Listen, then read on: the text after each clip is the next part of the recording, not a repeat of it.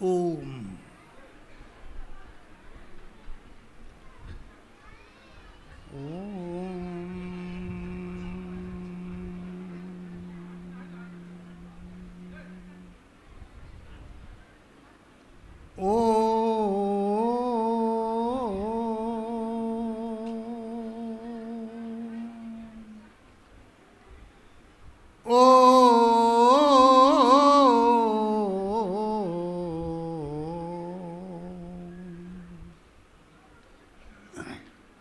अखण्डमण्डलाकारं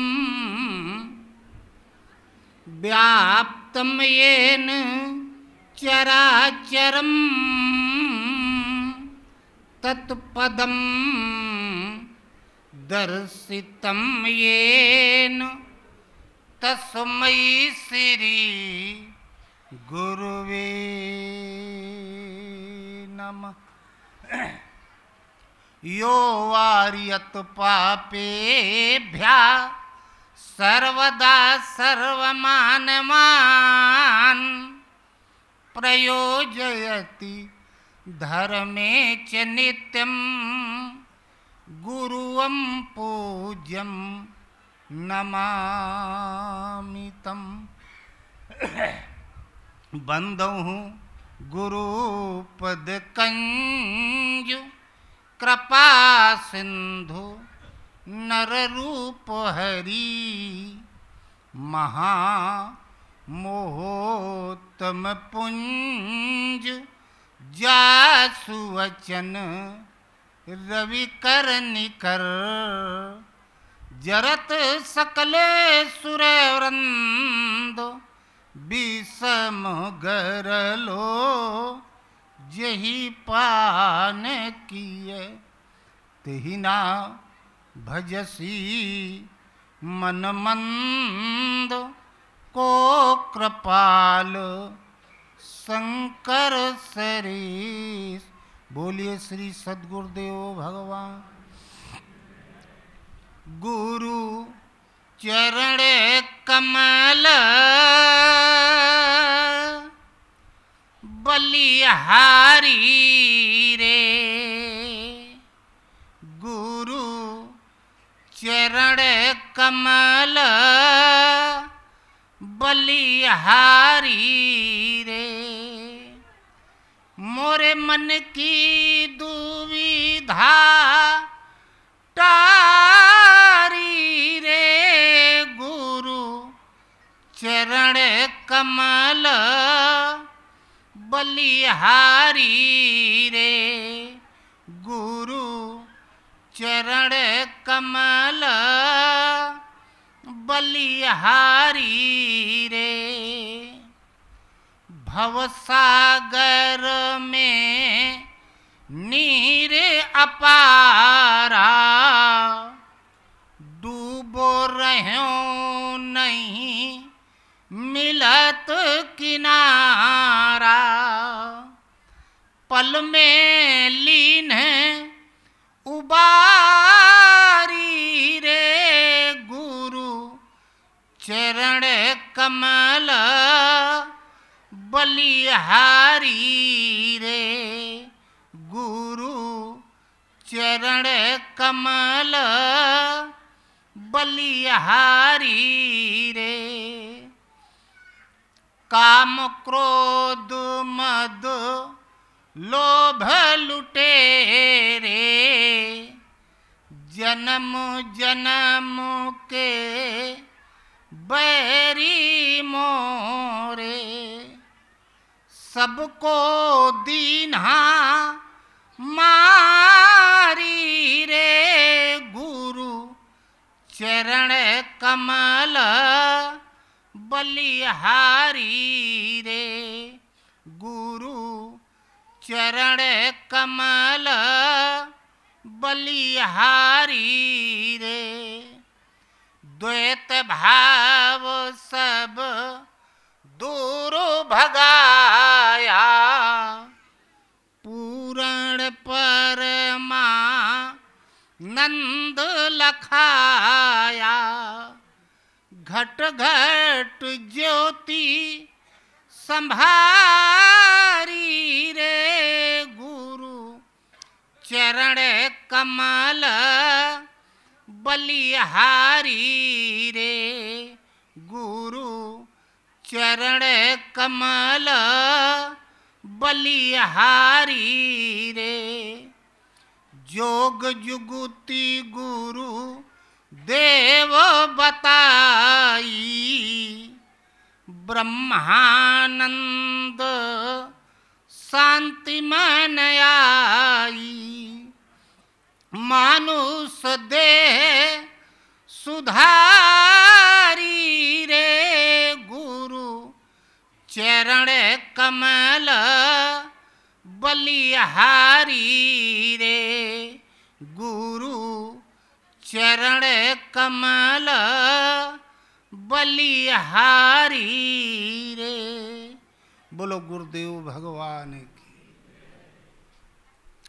श्वास श्वास में हरि भजो वृथा श्वास मत खोए ना जाने किस श्वास का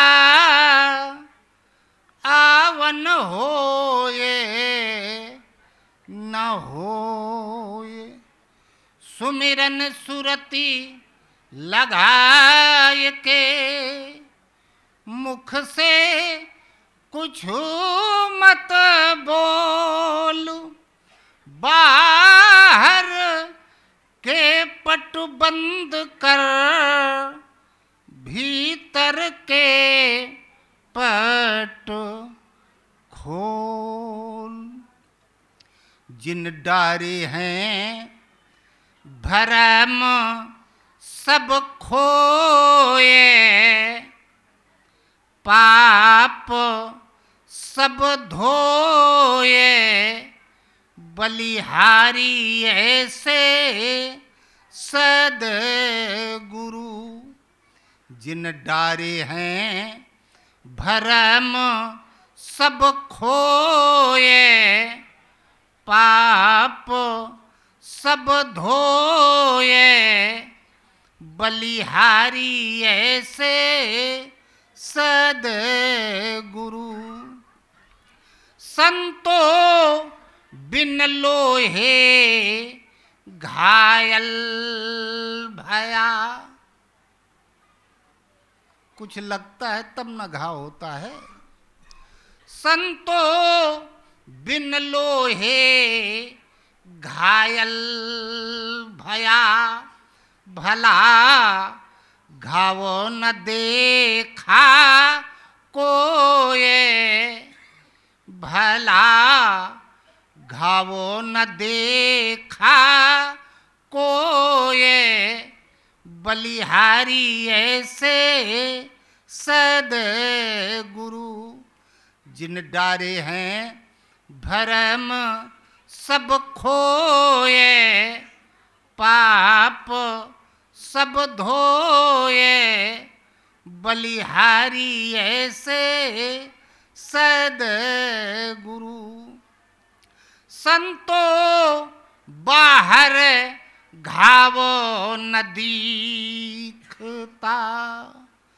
संतो बाहर घाव न दिखता भला भीतर चक नाचूर भला भीतर चक नाचूर बलिहारी ऐसे सद्गुरु जिन डारे हैं भरम सब खोए पाप सब धोए बलिहारी ऐसे सद्गुरु।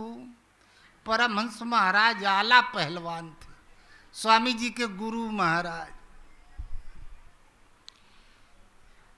एक गांव के जमींदार के लड़के का गौना होके आया था। बिटिया बड़ी सुंदर थी।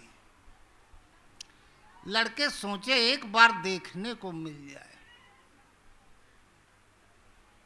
एक वृद्धा के हाथ परमहंस महाराज के पास पत्र भेजा। महाराज का नाम था 20 दंगल में 29 वर्ष की उम्र में महाराज के टक्कर का कोई पहलवान नहीं था। और नाम सुन के महाराज को बुलवाया बगीचे में। शाम को महाराज चले सज धज के। बगीचे और घर से आधी दूर पहुंचे थे। रास्ते में एक पुलिया थी, बगल में धान का खेत था, लोग खेत निरा रहे थे। भयंकर आकाशवाणी हुई, तुम महान पाप करने जा रहे हो, रोने को आंसू नहीं मिलेगा। महाराज के हो अज्ञात आवाज इतनी भयंकर थी, कलेजा फट गया हमारा। शरीर थर थर थर थर कांपने लगा, सब उड़ गया। पुलिया का सहारा पकड़ के बैठ गए, नहीं तो चक्कर मार देता, गिर जाते। थोड़ी देर बाद कंपन बंद हुआ तो उन लोगों से महाराज पूछे, आप लोगों को सुनाई दिया? कहा नहीं, हम लोगों ने तो कुछ नहीं सुना, यहां बोले कौन रहा है, क्या बात? गुरु जिससे बोलते हैं उनकी बात वही सुनता है, सबको सुनाई भी नहीं पड़ता। महाराज वापस चल दिए, भारी पैर पड़ता हुआ। इतने में हल्का अंधेरा हो गया। आगे बढ़े थोड़ा, रास्ते में बाईं तरफ एक मंदिर था। हम गए हैं, देखा है उस मंदिर को। इतनी चौड़ी चौड़ी दीवारें हैं, पुराने जमाने का, और अंदर भी इतने लंबी चौड़ी जगह है। आवाज आई, इस मंदिर में तुम्हारे गुरु महाराज। इस बार धीरे से कहा गया, मधुर आवाज में। महाराज सोचे ये कौन है, कभी डांटता है कभी धीरे बोलता है। गए मंदिर में, झांके, अंधेरे में कुछ दिखा नहीं, लौट पड़े। फिर थोड़ा चले तो फिर आवाज आई, अरे उस मंदिर में तुम्हारे गुरु महाराज हैं, जाओ देखो। फिर महाराज गए, झांके, फिर लौट पड़े, कुछ दिखाई नहीं पड़ा अंधेरे में। इतने में खांसने की आवाज आई। गए मंदिर में, बुलाया दरवाजे पर से, अरे भाई जो कोई हो बाहर निकलो या बताओ कौन हो, क्या बात है, क्यों हमें परेशान करके रख दिया है। सत्संगी महाराज थे, परमहंस महाराज के गुरु महाराज। बोले बेटा पहले प्रकाश का प्रबंध करो, अंधेरा है। जैसे ही कहे बेटा प्रकाश का प्रबंध करो, अंधेरा है, परमहंस महाराज का पूरा शरीर पसीने से लथपथ हो गया। काटो तो खून न निकले। ये तो वही आवाज है जो हमें वहां सुनाई पड़ी थी कि तुम महान पाप करने जा रहे। इसका मतलब गुरु इतने समर्थ होते, जहां से चाहे बोल दे, चेला जहां हो वहां उसको सुनाई पड़े। ये पावर उनकी एक दहाड़ में, रोम रोम में वासना व्याप्त थी। बिटिया दिखाई दे रही थी, जैसे बिजली के तार पे हाथ पड़े फ्यूजे उड़ जाए सब।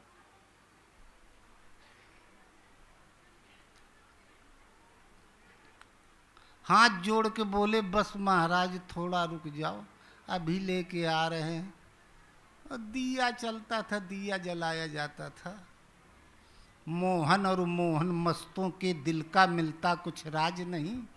अंदर ही बातें होती हैं, बाहर आती आवाज नहीं। गुरु की मार जिस पर पड़ती बस उसी को पता चलता है, बाकी को तो नहीं। संतो बाहर घाव ना दिखता, संतो बाहर घाव ना दिखता, भला भीतर चक ना चूर, भला भीतर चक ना चूर, बलिहारी ऐसे सद्गुरु, जिन डारे हैं भरम सब खोए, पाप सब धोए, बलिहारी ऐसे सद्गुरु। संतो कामी क्रोधी लालची। सत्संगी महाराज किसी के भी परकाया में प्रवेश करके बोल देते थे। एक बड़े आदमी थे, खाना लेके आया करते थे महाराज को। एक लड़का था, आवारा हो गया, जुआ मुआ खेलने लगा। कहे महाराज बहुत परेशान है, पैसा चुरा के ले जाता है, गहना ले जाता है। महाराज के अच्छा उससे खाना भेजना। कह महाराज वो आपके पास आएगा नहीं, आपके नाम से दूर भागता है। कह देना तुम्हें महाराज ने बुलाया है, तुम्हें कुछ आशीर्वाद देंगे। जाके बताए तो आशीर्वाद के नाम पर चला, हमको बुलाया है, कुछ महाराज देंगे।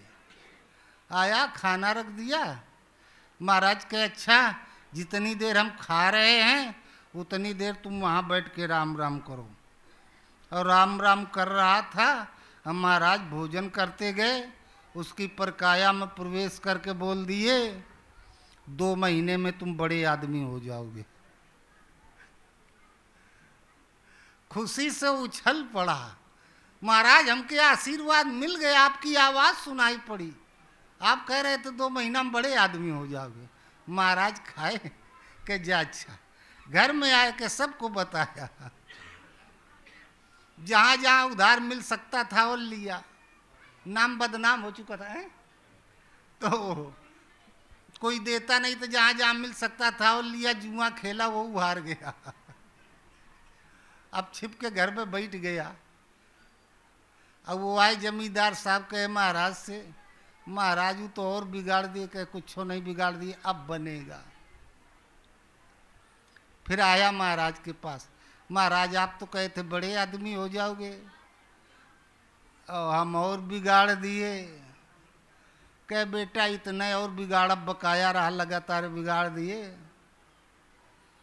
परकाया में अंदर प्रवेश करके बोल दिए थे, आत्मा परिवर्तित हो गई, कान पकड़ा, आप जुआ नहीं खेलेंगे। फिर खूब कमाया, लेकिन उसके बाप इतना रोटी खवाए थे, आशीर्वाद इतना सस्ता नहीं होता कि सड़क चलते मिल जाए।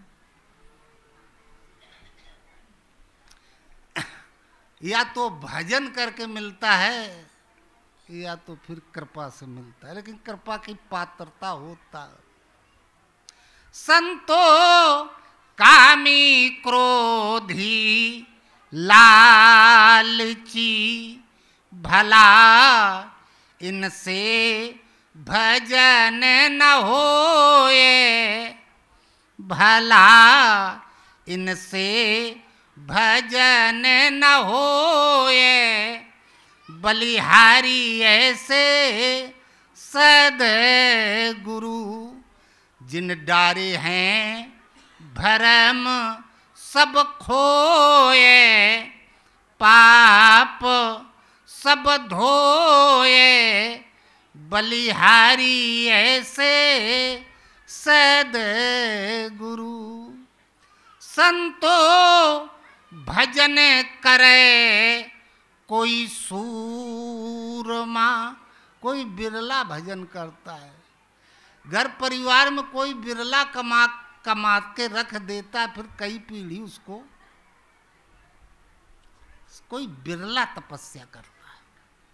संतो भजन करे कोई सूरमा, जाके धड़ पे शीस ना होए, जाके ये खोपड़ी सबसे खराब है, रात दिन सोचती है। शीस राख जो जूझा चाहे, ये कूरों का काम है, और रुंड नचे सदगुरु के आगे तब पूरा संग्राम है। केवल आदेश का पालन।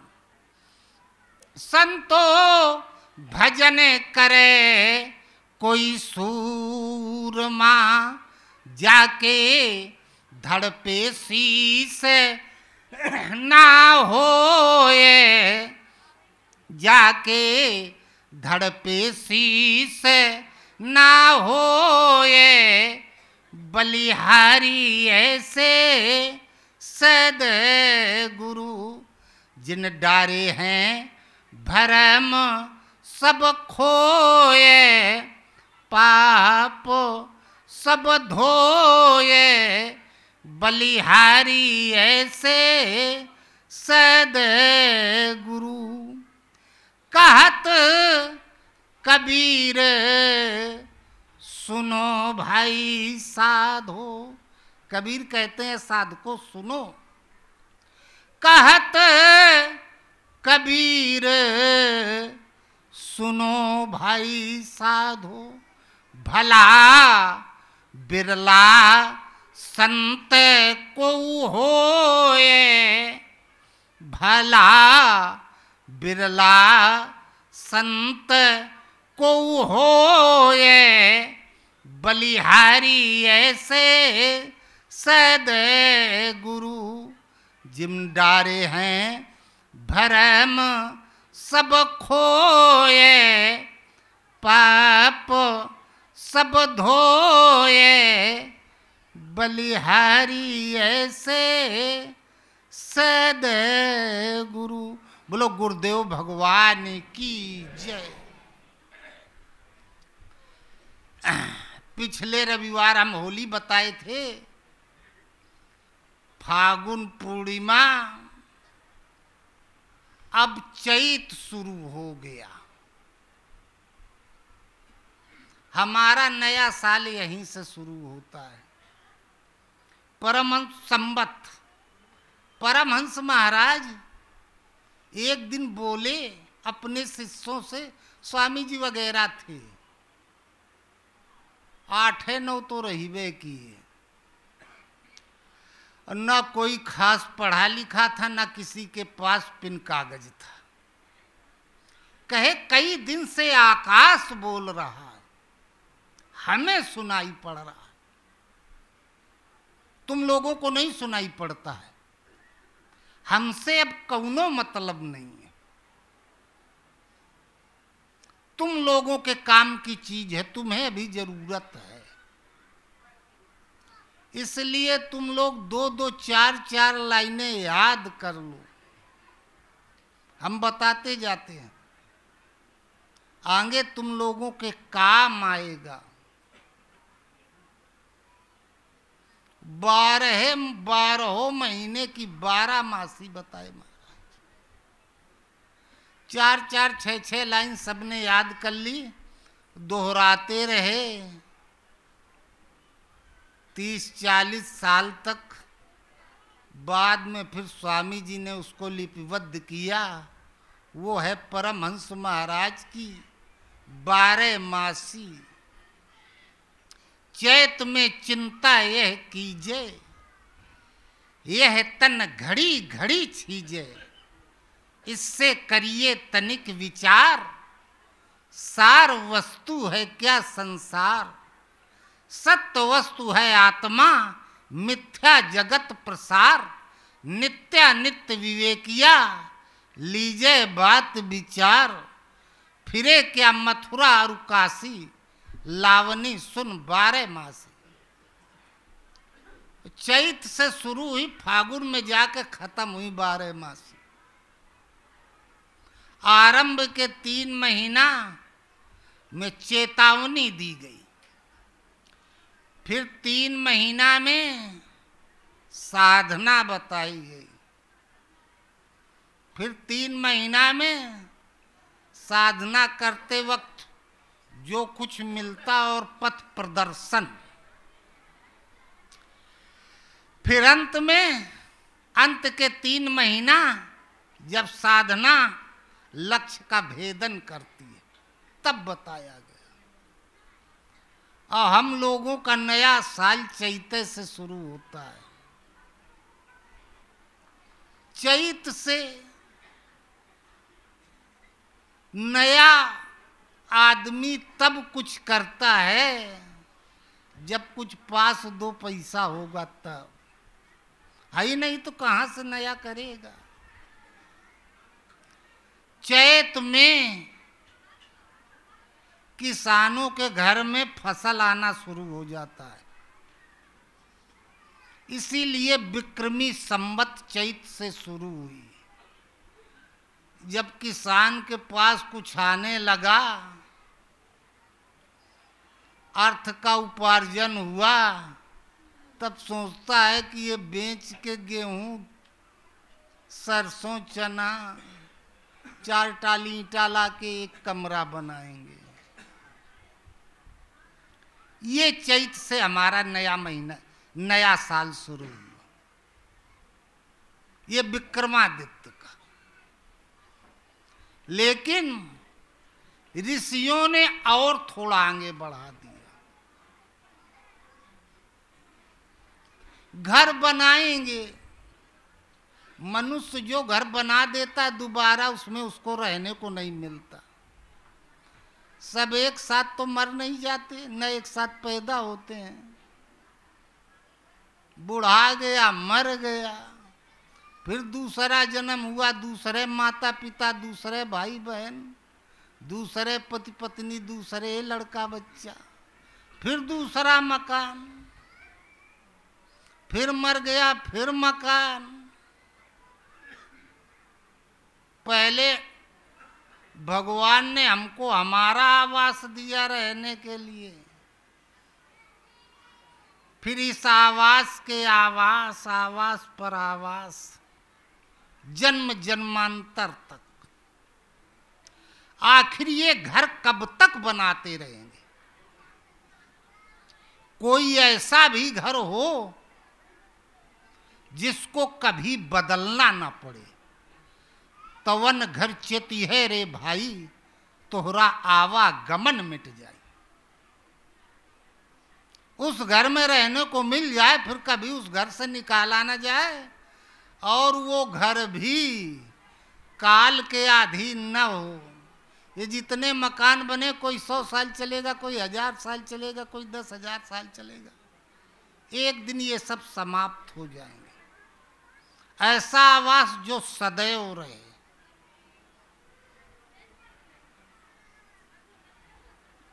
चैत में राम का जन्म हुआ। नया, जब कुछ अनाज आ गया, अर्थ आ गया, तो आदमी कुछ नया करता है। और हृदय में जब भगवान का आविर्भाव होता है तब वो नया हो गया, पुराना नहीं। महाराजा मनु 80 साल की उम्र में गए तपस्या करने। अस्थि मात्र ही रहे शरीरा, तदपि मनाग मन ही नहीं पीरा। और जब ब्रह्म का आविर्भाव हुआ तो हृष्ट पुष्ट तन भय सुहाए, मानव अबई घर ही से आए। एकदम नए हो गए। छोटा बच्चा इतना सुंदर लगता है, एक उठाया, दूसरा छीन के लपेट लिया, तीसरे ने लपेट लिया, कोई छोड़ता नहीं है। जहाँ थोड़ा बड़ा हुआ, थोड़ा दूर से बात। और जब वृद्धावस्था हो गई तब कुरूप होने लगता है।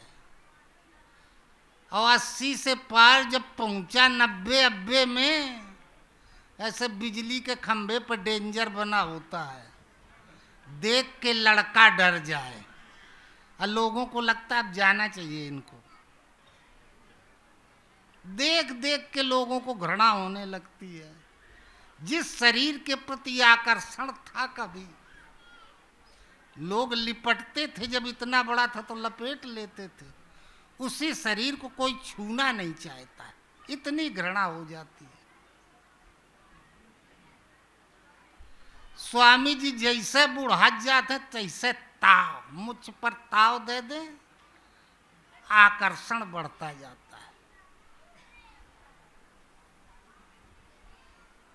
भगवान हृदय में आ जाए तो नया 9 वर्ष नया जीवन। अब ये पुराना कभी नहीं हो सकता। जितने उम्र बढ़ेगी बाल सफेद हो जाएंगे, आकर्षण बढ़ता जाएगा, ओज बढ़ता जाएगा।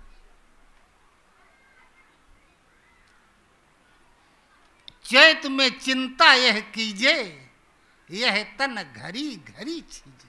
चैत गुरु महाराज मिल जाएं और चेतना जागृत हो जाए कि सचहू के गुरु महाराज जो बता रहे हैं सत्य बता रहे हैं। जो वैदिक ऋषियों ने जो बताया ये शास्त्र सम्मत है, सत्य यही है, कल्याण इसी में संभव है और कोई मार्ग नहीं। चैत में चिंता यह कीजिए, ये तन घड़ी घड़ी छीजे। जब चित्त चेत जाए, जानकारी हो जाए, तो चिंता यह कीजिए, इस बात की चिंता हो जाए, यह तन घड़ी घड़ी छीजे। एक एक मिनट करके, एक एक पल करके आयु कम होती जा रही है, रोज का रोज। हम लोगों मैसेज लोग भेजा करते हैं, फोन करेंगे,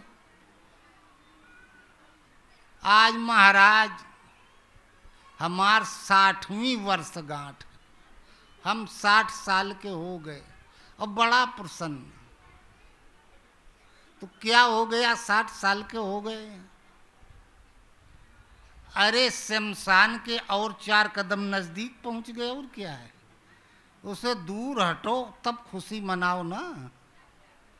जा रहे हो गंगा जी के किनारे और खुशी मना रहे हो, चिंता का विषय। अगर 100 साल है, 60 के होगा तो 40 बचा है, तत्परता पूर्वक लगना चाहिए। मैं कौन सी बड़ी उपलब्धि कर ली है 60 साल के हुई, उल्टी सोच। चैत में चिंता यह कीजिए, यह तन घड़ी घड़ी छीजे। प्रतिक्षण कम हो रहा है। गुरु चेला पुल पार कर रहे थे, भयंकर गंगा जी में वेग था।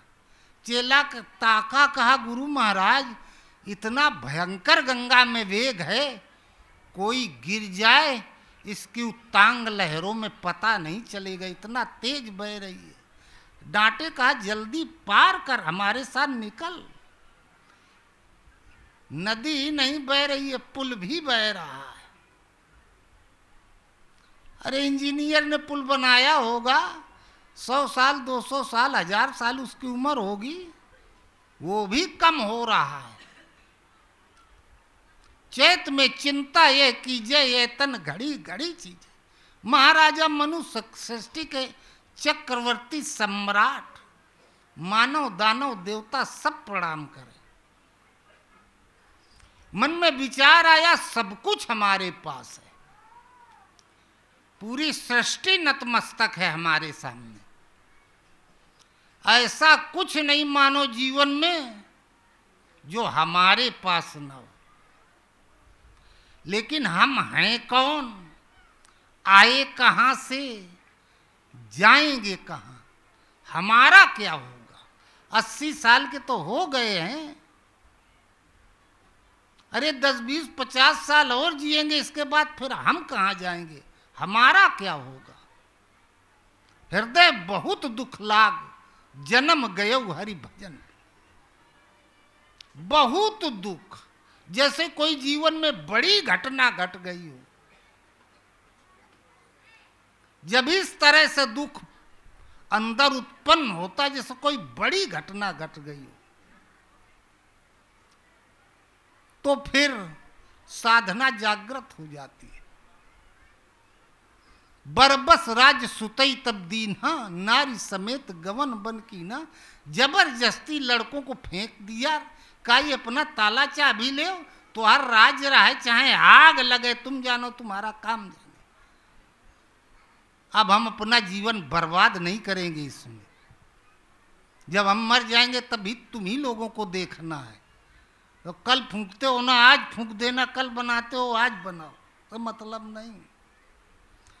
अब हम अपने बारे में, अभी तक तो तुम लोगों के लिए किया, जीवन भर मनुष्य अपनों के लिए करता है। और जब अपने लिए करता है, अपने बारे में सोचने लगता है, तब दुख होता है। हृदय बहुत दुख लाग, जन्म गयो हर भजन। चैत में चिंता यह कीजे, यह तन घड़ी घड़ी छीजे।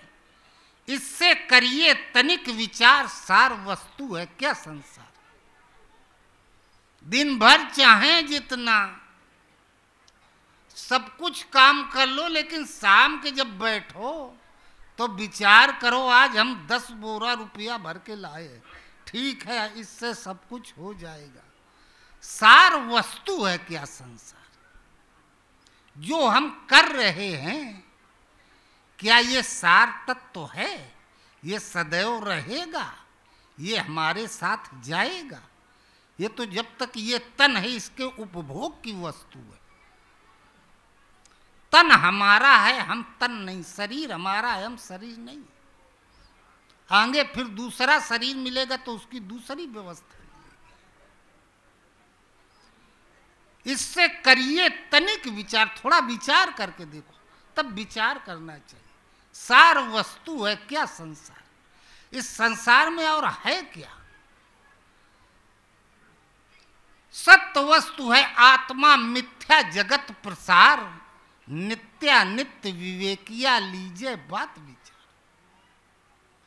सत्य वस्तु है आत्मा, सत्य आत्मा है, हम हैं, शरीर नहीं। सत्य का मतलब होता अपरिवर्तनशील, जिसमें परिवर्तन न हो। शरीर तो आज बच्चा है, कल युवा, फिर परसों वृद्ध, फिर चला गया। सृष्टि का हर पदार्थ परिवर्तनशील है, असत्य है। सत्य वस्तु है आत्मा। हम अविनाशी हैं। तो जो मरण धर्म है, उसके लिए तो हम रात दिन परेशान रहते हैं, उसकी व्यवस्था कर रहे हैं। जो सदैव रहेगा, उसके बारे में 1 घंटा हमारे लिए समय नहीं है। सत्य वस्तु है आत्मा। आत्मा परिवर्तनशील है, अविनाशी है। तो जब यह परिवर्तनशील अविनाशी है, हम अजर अमर हैं, नैनम छिंदंती शस्त्राणी नैनम दहति पावका। तो जब हम अजर अमर हैं, तो हमारा कल्याण ये नाशवान वस्तु से नहीं हो सकता। ये रोटी कपड़ा मकान घर द्वार एसी कूलर पंखा रुपया पैसा, इससे हमारा कल्याण नहीं हो सकता। ये हमारे किसी काम नहीं आएगा, ये शरीर के काम आएगा। हमारा उत्थान किससे होगा। यदि हम अमर हैं तो हमारा उत्थान वही कर सकता है जो अविनाशी है, अमर है। नश्वर का कल्याण नश्वर कर सकता है और शाश्वत का कल्याण शाश्वत कर सकता है। तो सत्य वस्तु है आत्मा। एक तो आत्मा सत्य है और ब्रह्म सत्यम जगत मिथ्या, परमात्मा सत्य। अपरिवर्तनशील अविनाशी परमात्मा, अपरिवर्तनशील अविनाशी आत्मा। आत्मा का कल्याण परमात्मा से होगा, शरीर का कल्याण रुपया पैसा से होगा। वो भी नाशवान और ये भी नाशवान। ये थोड़ा बैठ के सोचना चाहिए। सत्य वस्तु है आत्मा, मिथ्या जगत प्रसार। सृष्टि का प्रसारण जहां तक है, जहां तक ये विधाता की सृष्टि है, सब मिथ्या है, नाशवान है। ये शरीर भी उसी सृष्टि का एक पुतला, एक अंग है, ये भी नाशवान है। नित्यानित्य विवेकिया लीजे बात विचार। नित्य क्या है और अनित्य क्या है, अर्थात नाशवान क्या है, अविनाशी क्या है। नाशवान शरीर, अविनाशी आत्मा। तो हम कितना समय अपने कल्याण में लगाते हैं और कितना समय अपने शरीर के कल्याण में लगाते हैं। लीजिए बात विचार, इस पर विचार करना चाहिए। बैठ के फिरे क्या मथुरा और काशी। मथुरा काशी विंध्याचल दौड़े से इसमें कुछ होना जाना नहीं है। वहां इसको स्वयं अकेले में बैठ के सोचो, खुद विचार करो। इन प्रश्नों का उत्तर तीर्थों में नहीं मिलेगा। फिरे क्या मथुरा और काशी, लावनी सुन 12 मास। और जहां चिंता हुई हृदय बहुत दुख लाग, जन्म गयो हरि भजन बिन। चैत चित्त चेत गया, चैत चाहत चित्त चोर को, चेला चतुर सुजान। तो गुरु मिल जाते हैं। गांजा पीने वाले गांजा पीने वालों को खोज लेते, शराब पीने वाले शराब पीने वालों को खोज लेते हैं। पढ़ने वाला अध्यापक को खोज लेता है, मिले जाते हैं। साधना करने वाले को गुरु मिल ही जाते हैं, वो भगवाने मिला देते हैं। संत विशुद्ध मिले परते ही, चितवई राम कृपा कर जे।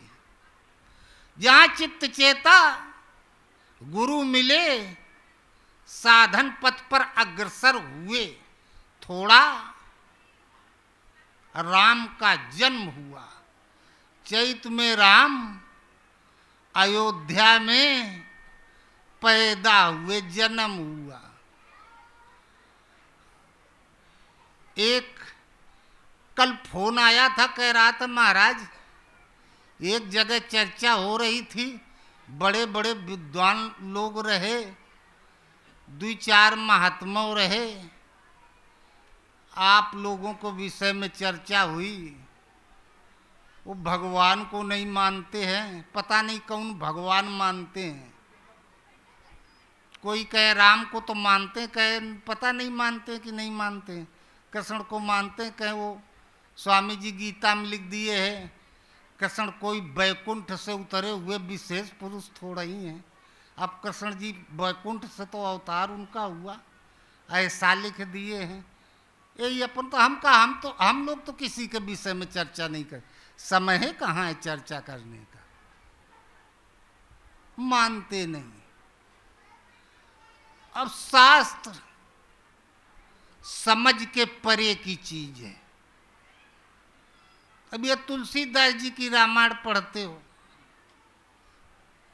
अभी रामायण में वो राम जी की जीवनी उसमें कहीं है ही नहीं। अब वो तुलसीदास जी जो लिखे वो आप पढ़ नहीं सकते, वो योग्यता नहीं। अयोध्या वाले राम की उसमें कहीं जीवनी ही नहीं है। अब ये बरसात बीती, कुंवार आया, रामलीला वाले कपड़ा धो धो के तैयार, नगाड़ा तबला हारमोनियम, अब रामलीला शुरू। अब दशहरा के दिन रावण मारा गया, दशहरा मनाया जाता है। दिवाली को राम जी अयोध्या आए, दिया जलाया गया। ये तुलसी की रामायण कहती है ये। और इसी जब राम की जीवनी लिखी तो वाल्मीकि जी लिखते हैं, यही तुलसीदास जी कलम चलाते हैं।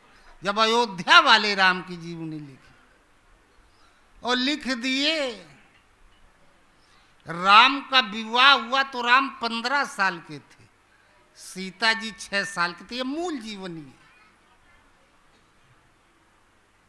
राम जी को विश्वामित्र लेके गए, यज्ञ की रक्षा की, जनक के यहाँ जाके धनुष तोड़ा, सीता को विवाह कर लिया, और इतना सब 15 दिन के अंदर हो गया। 12 साल राम जी अयोध्या में रहे, और राम हो गए 27 के और सीता हो गई 18 की। राज्याभिषेक होने जा रहा था, अगहन का महीना था, राम का वनवास हो गया। चित्रकूट गए, पीछे पीछे भरत चले गए। फिर अब ये चित्रकूट अयोध्या बहुत दूरी तो थी नहीं, भरत लौट के आ गए अयोध्या वासियों को लेके।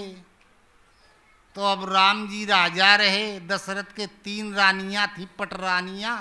वाल्मीकि रामायण में 365 रानियां थी, 365 तो ससुरारे रही।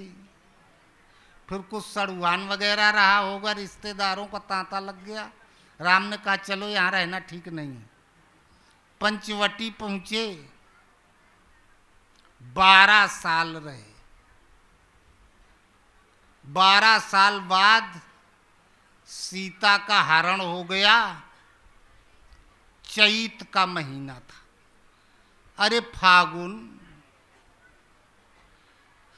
खूब फूल फूले रहे फसलों में, खेतों में, पेड़ पौधों में।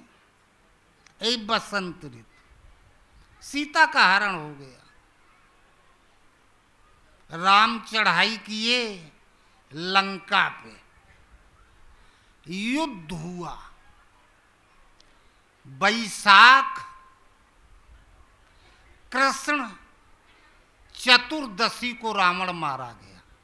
नहीं, वो चैत कृष्ण चतुर्दशी को रावण मारा गया। आप मार रहे हो विजयदशमी के कुंवार में। ये वाल्मीकि ने इतिहास लिखा है, तुलसीदास जी ने इतिहास लिखा है। चैत कृष्ण चतुर्दशी को रावण मारा गया। 15 दिन तक सभी निशाचरों की डेथ बॉडी पड़ी रही। शायद और कोई बचा हो तो आवे युद्ध करे। जब कोई नहीं आया तो चैत पूर्णिमा के दिन राम ने विभीषण से कहा, अब जोड़ बाकी लगा। विभीषण के अब कोई बचा नहीं है, बचा होता तो आता।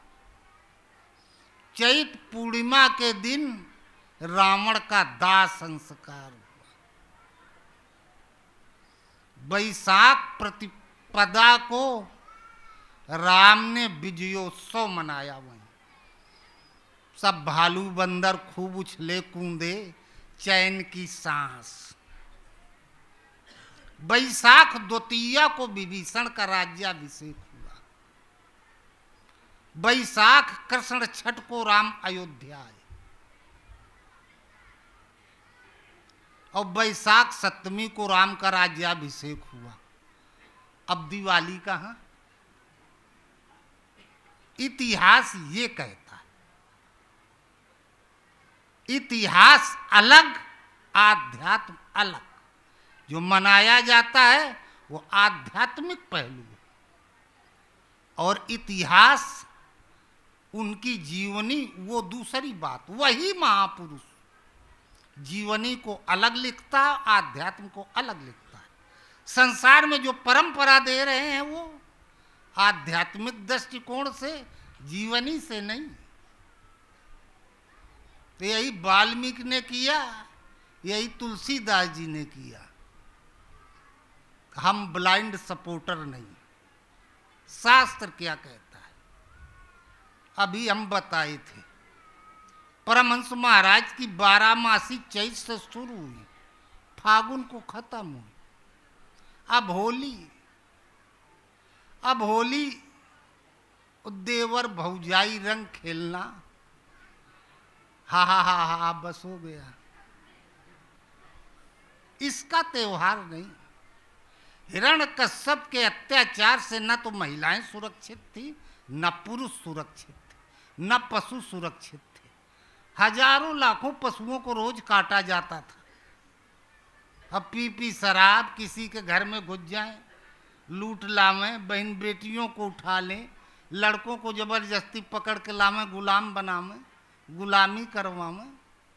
मारा गया, मारा गया तो खुशी मनाई गई। खुशी मनाई गई तो पहले अब खुशी में रंग कहाँ मिले? पहले वो की चिता की राख है जो होलिका के थी, वो चिता की राख सब उलीचे एक दूसरे के मारे। बाद में नहा धो के तैयार हुए, दूसरे दिन खोया चीनी का प्रबंध करके, रंग का प्रबंध करके खुशी मनाए। सबने एक दूसरे को रंग लगाया, नहीं सब लोग सुरक्षित हो गए। एक आतताई का एक अत्याचार के युग का अंत हुआ। भाई बहन, माता पिता, लड़के बच्चे सबने खुशी मनाई। ये रंग का त्योहार हंसी मजाक वाला नहीं। तो ये उनका एक आध्यात्मिक पहलू था, आध्यात्मिक दृष्टिकोण था। रंग के बारे में हम बताए थे पिछली बार। साधना जब लीला में प्रवेश कर जाती है, नाम जपते जपते जिस भगवान का हम नाम पुकार रहे हैं, जप रहे हैं, पूरा भारत का पूरा जीव मनुष्य बटा हुआ है। कोई माई की पूजा कर रहा है तो कोई बाप की पूजा कर रहा है, कोई भाई की पूजा कर रहा है। भाई अरे भी हनुमान जी वगैरह सब भाई है न रहे हम लोगन के पूर्वज। पूजनी केवल एक है और वो जिसे कहा गया भगवान। तुम्हें वो माता चे पिता तुम माता भी हो, पिता भी हो, बंधु भी हो, सखा भी हो, सब कुछ तुम ही हो। वहां बंटवारा नहीं कि शंकर जी पिता हो गए तो माई पार्वती जी हो गई। माता पिता सब कुछ वही अकेले, दूसरा कुछ है ही नहीं। ईश्वर अंश जीव अविनाशी, उस परमात्मा की हम संतान हैं। जहां भगवान का हृदय में आविर्भाव हुआ, राम का अवतार हुआ, जेहि दिन राम जन्म सुति गामई, तीरथ सकल तहां चलिया। हम बताए थे हिरण्यकश्यप दो भाई था, हिरण्याक्ष और हिरण्यकश्यप। भगवान ने हिरण्याक्ष को मार डाला। धरती की चटाई बना के पाताल में जा रहा था, इतना बढ़ गया था वैभव बाहुबल, कहा हम अकेले रहेंगे सृष्टि में। पूरा जीव जगत पेड़ पौधा सब इस धरती ही पे है। हम धरती के चटाई बना के पीस दे, सब सारे मर जाइए, पेड़ पौधा खत्म, हम अकेले रहेंगे। आदमी ज्यादा ऊपर बढ़ जाता है तो फिर अड़ोसी पड़ोसी हम अकेले रहेंगे और रगड़ देंगे चटाई बना कर रगड़ देंगे, काम खत्म। अब भगवान धर बराह बपू एक निपाता, बराह का रूप धारण करके मार डाला। हिरण्याक्ष, हिरण कहते हैं सोना को, अक्ष कहती हैं दृष्टि को। माया की दृष्टि हो गई और सफलता मिलने लगी और कुछ आने लगा। पहले गांव में हमार घर बन जाए, फिर गांव में हमार घर सबसे टॉप हो जाए, गांव भरे की सब जमीन हमार हुई जाए, और फिर शहर में, और फिर और उस बड़े शहर में, पूरी सृष्टि मिल जाए मनुष्य को, एक आदमी को पूरी दुनिया का साम्राज्य मिल जाए तो भी नहीं, वो चंद्रमा पे घर बनाएगा, मंगल पर बनाएगा। अंत नहीं है सोच का। कोई ऋषि मिल गया, घुमा दिया। वाल्मीकि से सप्त ऋषि कहे, ये जो मार काट करके जुटा के ले जाते हो, घर भर को खिलाते हो, पूछो भोगेगा कौन? घर वाले कहे हम क्यों, तुम्हारा कर्म तुम भोगो, तुम्हारी जिम्मेदारी है पालन पोषण करना। बुद्धि घुमा दी तो चल दिए भगवान की तरफ वाल्मीकि। वराह कोई ऋषि मिल गया, उसने समझा दिया, बात समझ में आ गई। धर बराह बपु एक नहीं पाता, परमात्मा पथ की तरफ चल दिया, परमात्मा की राह में चल दिया। सवेरे शाम बैठ कर थोड़ा माला आला घुमाने लगा। घुमाते घुमाते चैत में चिंता ये कीजिए, ये तन घड़ी घड़ी चीजें। जहां थोड़ा पुण्य इकट्ठा हुआ, संपत्ति आ जाती तो आदमी के फिर बर्दाश्त के बाहर हो जाता है, वो निकल के चले देता है बाहर कुछ करने के लिए। ऐसे दैवी संपत्ति जब इकट्ठा हो जाती तो खुद बाहर के लिए चला देती है। वराह परमात्मा की राह में चल दिया। गुरु ऐसा मारा बान कठिन कर का, बीच करेजे पीर उठी है राह पकड़ ली बनकर। जंगल की तरफ चल दिया, सब छोड़ छाड़ के। हिरणाक्ष तो मारा गया। अब जो माया जुटाया था तो सब छूट गई, छोड़ छाड़ के चल दिया। एक तो मर गई, मारा गया। दूसरा हिरण्यकश्यप, ये जिंदगी भर जो जुटाया था, किया था भला बुरा कर्म, वो तो साथ में है। कश्यप काया को कहते हैं, स्वरूप। और जंगल में चला तो गया, लेकिन बैठेगा जब ध्यान करने तो ना भगवान का नाम है पकड़ में आएगा, ना रूपे पकड़ में आएगा। जिंदगी भर जो किया वही रील प्रसारित होगी, वही हिरण्याक्ष, हिरण्यकश्यप, ये स्वरूप। वरदान था, न दिन में मरे, न रात में मरे, न अस्त्र से मरे, न शस्त्र से मरे, न धरती में मरे, न आकाश में मरे, न जीवित से मरे, न निर्जीव से मरे, न घर के अंदर मरे, न बाहर मरे। ये वरदान था। प्रहलाद लड़का हो गया, त्याग के जंगल में चला गया, साधना करने लगा। 10-20 साल बीत गया गुरु की शरण में, लेकिन वहां भी देखता है जिस संसार को हम छोड़ के आए थे वहां से लगाव तो अब नहीं रहा, लेकिन अभी अंदर कुछ नहीं, कुछ मिले नहीं, हमने पाए नहीं। प्रहलाद जो हृदय बहुत दुख लाग जन्म गया वो हरि भजन, चिंता हो गई, वो तो छूटे गया और यहाँ वाला भी नहीं मिला। एक दिन मर के चले जाएंगे, घरों द्वार छूट गया, कुछ पाए नहीं। ये चिंता, जहां ये चिंता हुई, गुरु ने बताया था, श्वास अंदर जाए तो राम, बाहर आवे तो राम, या अंदर जाए तो ओम, बाहर आए तो ओम। कोई एक नाम जपना, हमारे स्वरूप का ध्यान करना, यही कर रहा था, लेकिन ड्यूटी पूरी कर रहा था, इसमें कोई लगाव नहीं था, लगन नहीं था। अब चिंता सवार हो गई। चिंता में नींद नहीं आती है, चिंता तुराणाम न सुखम न निद्रा। नींद उड़ गई, भूख उड़ गई, प्यास उड़ गई, एकदम चिंता सवार हो गई। नाम जप रहा था जहां चिंता सवार हुई, अब जग जीवन रहित विरागी, प्रेम ते प्रभु प्रकटई जिम आगे।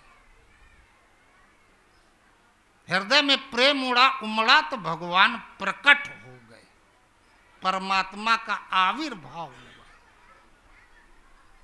जहां राम हृदय में आए तो यही दिन राम जन्म सुति गावई, तीरथ सकल तहां चल जाऊं।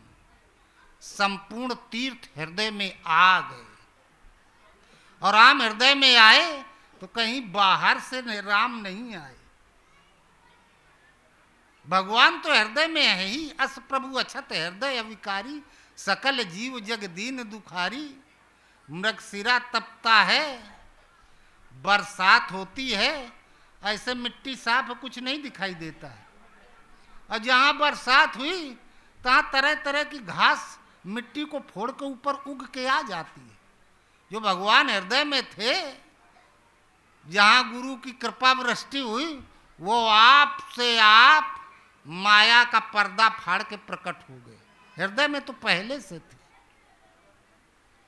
हम मथुरा काशी कहीं जाओ, अरे हम रहते इस कमरे में हैं, और आप खोजने जाओगे उस कमरे में तो कहां से मिलेंगे। ईश्वरा सर्वभूता नाम हृदय से अर्जुन तिष्ठ। ईश्वर का निवास स्थान हृदय में है, और जहां रहते वहां खोजोगे तो पाओगे, और दूसरी जगह जाओगे जब एड्रेस है गलत है तो कहां से पा जाओगे। ये फालतू बात। भगवान हृदय में प्रकट हुए। ये जो रंग वर्षा होती थी हमने बताया था, ध्यान से सुनना। 7 रंग श्वास के साथ गुरु ने बताया था। श्वास में नाम अंदर जाए तो ओम, बाहर आए तो ओम, या अंदर जाए तो राम, बाहर आए तो राम। नाम को जपना, हमारे स्वरूप का ध्यान करना, ये कर रहे थे।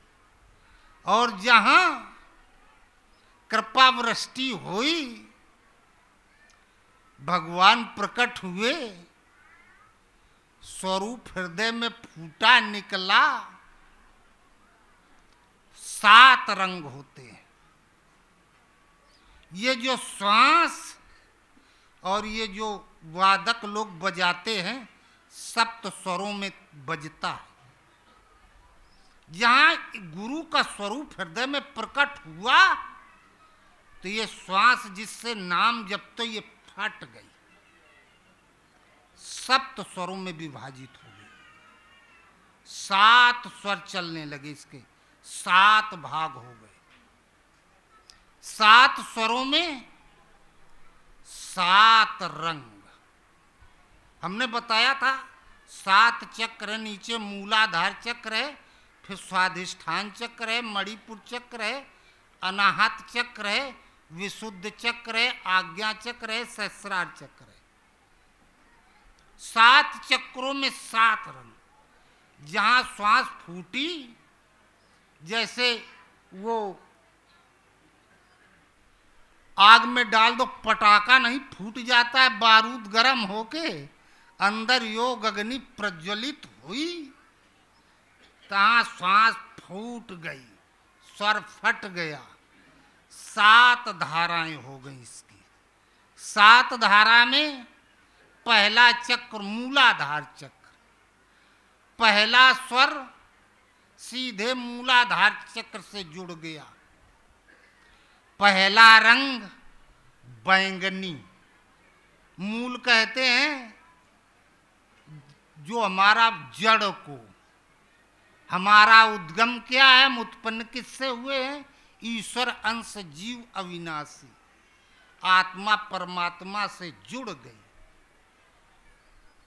भगवान का रंग नीला है, बैंगन हल्का नीला होता है, आत्मा परमात्मा से जुड़ी।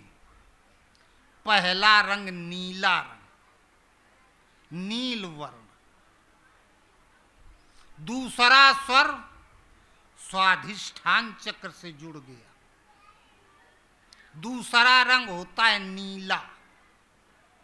इंद्रधनुष के 7 रंग होते हैं, दूसरा रंग नीला दूसरे स्वर में प्रवाहित हो जाता है। नीलाम्बुज श्यामल कोमलांगम। भगवान का रंग नीला है। स्वाधिष्ठान स्वयं का अधिष्ठाता। अब हम अपने मन को चाहे भगवान के नाम में रोक दें, चाहे रूप में रोक दें, जहां चाहे रोक दें, रुक जाएगा। वैसे भाग के आ जाता था। तीसरे स्वर से आसमानी रंग निकलता, जो आकाश का होता। बैंगनी, नीला, तब आसमानी, मणिपुर चक्र। नाभि माँ पयूष बस जाके, नाथ अमर रावण बस ताके। हम बताए थे इलाहाबाद हाई कोर्ट में 3 जजों की बेंच थी जब राम मंदिर का मामला।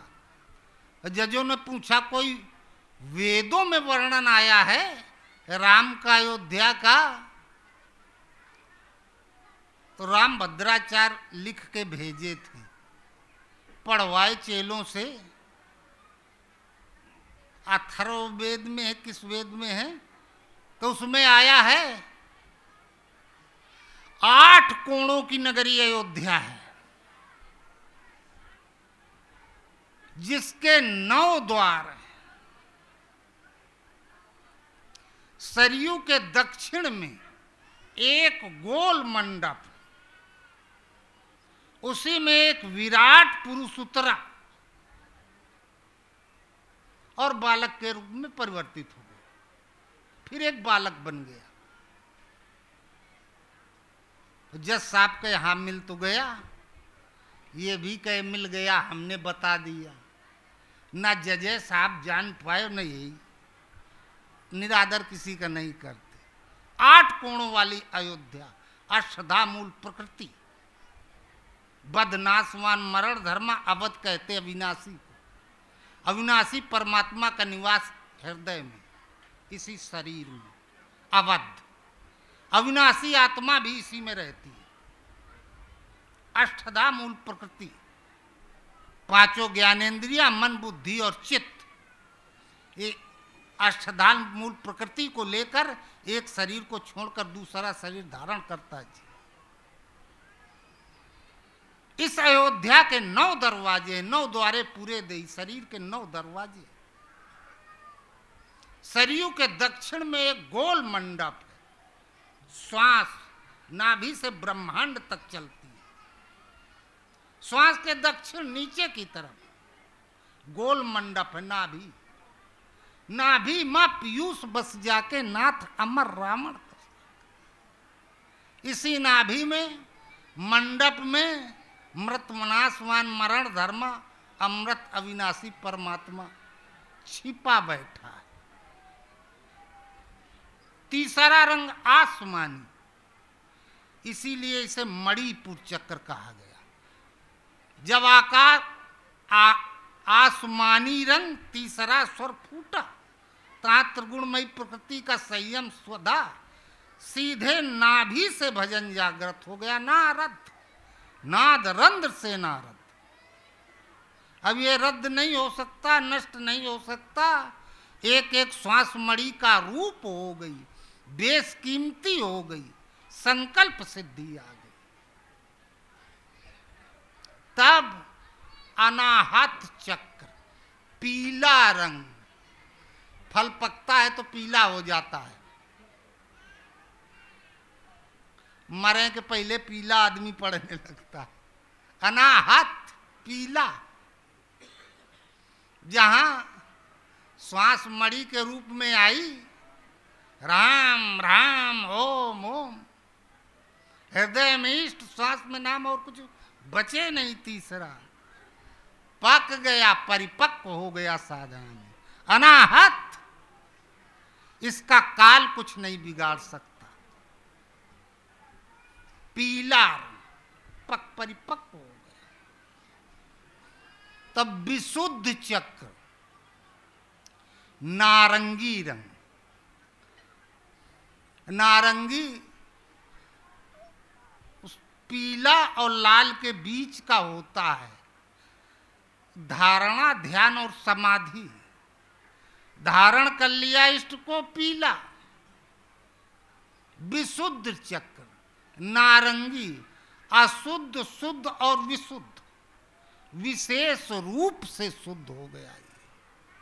यहाँ शैल सुबेल रघुवीरा, उतरे सेन सहित रणधीरा, विशुद्ध हृदय सुबेल पर्वत।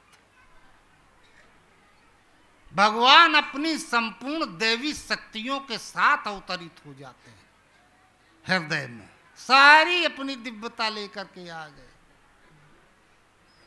प्रभु कर शीस कपीस उछंगा, बाम दहिन दिस चाप निसंग। भगवान का सिर सुग्रीव के जंघा पर, अर्थात सृष्टि को उत्पन्न करने वाली इंद्रियां सदा सदा के लिए समाप्त हो गई। प्रभु कर शीस कपीस उछंगा, बाम दहिन दिस चाप निसंगा। बाएं दाएं धनुष और बाण, अर्थात बहिर्मुखी और अंतर्मुखी दोनों प्रवृत्तियां समाप्त। दो कर कमल सुधारत बाना, कह लंकेश मंत लग काना। भगवान दोनों हाथ से बाण सुधार रहे हैं, कल रावण को मारना। अर्थात अंदर और बाहर दोनों की जिम्मेदारी भगवान अपने हाथ में ले लेते हैं। तू बस फिरत सने मगन सुख अपने, नाम प्रताप सोच नहीं सपने, कह लंकेश मंत्र लग काना। भगवान भी मंत्रणा लेने लगते हैं। पहले तो भगवान से प्रार्थना की जाती है, इस अवस्था में भगवान पूछने लगते हैं। भगवान दिखाते हैं ऐसा होने वाला है। अगर साधक थोड़ा उदास हो गया तो पूछते तुम क्या चाहते हो, अगर ऐसे से अच्छा ठीक हो जाएगा तुम्हारा का। तुम गुसाई विधि की गति छेकी, सके को टार टेक जो टेकी। यदि अपनी टेक पर आ जाए तो भगवान को पीछे हटना पड़ता है। इसकी बात रखते हैं, अपनी बात पीछे खींच लेते हैं। तो विशुद्ध चक्र, सातवां स्वर फूटा, नारंगी रंग। फिर सातवां चक्र सहस्रार चक्र। भगवान अर्जुन कहता आकाश में सहस्रों सूर्य एक साथ हो गए, शायद आपके तेज के बराबर हो। लाल रंग, बैंगनी, नीला, नारंगी, बैंगनी, नीला, आसमानी, पीला, नारंगी और लाल। 7 रंग सातों स्वरों में प्रवाहित हो गए। यही 7 रंग श्वास एक स्वर के 7 स्वर हो गए। जहाँ श्वास 7 स्वरों में विभाजित हुई तो ये सातों स्वर सातों चक्रों में समाहित हो गए। श्वास का भजन समाप्त हो गया। सर्व इंद्री कर्माणी प्राण कर्माणी चापरे, आत्म संयम योग आग्नो जुह्यत ज्ञान दीप्त। भगवान कृष्ण कहते हैं अर्जुन इंद्रियां कर्म करती, प्राण कर्म करते। 14 अंगों से भजन प्रारंभ हो जाता है। ये 10 इंद्रियां बाहर हैं, अंदर मन बुद्धि चित्त और अहम है। हाथ भी भजन करते हैं, पैर भी भजन करते हैं, आंखें भी भजन करती, कान भी भजन करते, नाक भी भजन करते। 14 अंगों से भजन प्रारंभ हो जाता है। राम का वनवास 14 साल का, वाल्मीकि को भगवान राम ने रहने के 14 स्थान बताए। गीता में भगवान कृष्ण 14 प्रकार का यज्ञ बताते हैं। जिस श्वास में नाम को जप रहे तो फट गई, उसके हो गए 7, जैसे बांस फटता है ना, 7 फांसें हो जाती हैं और सातों एक एक रंग लेके सातों चक्रों में समाहित हो गई। और 14 अंगों से भजन प्रारंभ हो जाता है। तब रोम रोम से हनुमान जी के राम राम निकलता था। सत्संगी महाराज गए अनसुईया में, परमहंस महाराज का शरीर छूट गया था, ये प्रसाद बांट दी। तो अनसुईया में गए, रुके, कहे देखो रात में हमारे पास कोई नहीं आएगा, हम एकांत में रहेंगे। आ गए तो हम चले जाएंगे। ये हुआ कोई नहीं आएगा। अलग लेटे थे और स्वामी जी घूम रहे थे। स्वामी जी 12-12 बजा होगा रात के। स्वामी जी का हुआ कि अब हम जाके विश्राम करें, तो सोचे महाराज को प्रणाम कर लें। दबे पैर गए, बस ऐसे 4-5 फुट पर से प्रणाम किया, चले आए। स्वामी जी बताते हैं कि सत्संगी महाराज के रोम रोम से राम राम राम राम निकल रहा था। आके लेट गए, सुबह उठे सबको बुलाओ, सब आ गए। स्वामी जी तरफ तक कि तुम हमारे पास आए थे रात में, हमने मना किया था रात में हमारे पास कोई नहीं आएगा, हम अभी जा रहे हैं यहाँ से। तो स्वामी जी कहे हमसे गलती हुई, हम इसलिए आए थे कि आपको प्रणाम कर लें, बिना प्रणाम किए कैसे सोएं। यही होली है, आज हम ऐसा बताए, किसी किसी के तो ऊपरे से निकल गया होगा, आधे से ज्यादा के तो ऊपरे से निकल गया।